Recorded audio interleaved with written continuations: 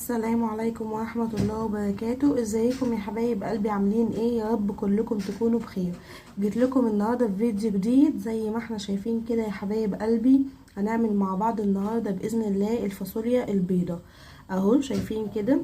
بس قبل اي حاجة يا حبايب قلبي نصلي على النبي كتير، ويلا نبدأ مع بعض كده الفيديو ونشوف هنعمل فيه ايه. دلوقتي يا حبايب قلبي كده زي ما احنا شايفين انا معايا هنا كمية دي من الفاصوليا البيضة. بدأت ان انا من بالليل حطيتها في مية مغلية، طبعا دلوقتي المية بقت ساقعة. معايا الكمية دي حبايبي زي ما احنا شايفين كده 1/4 كيلو. تمام، بدأت ان انا غليت مية من بالليل وبدأت ان انا حطيتها كده في المية. تمام، يلا بقى دلوقتي طبعا ليه حطيتها في المية من بالليل؟ عشان خاطر ما تاخدش معايا في السوا كتير مع التقلية. تمام يا حبايبي، يلا كده نبدأ مع بعض.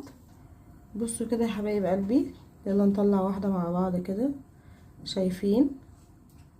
طبعا خلاص بصوا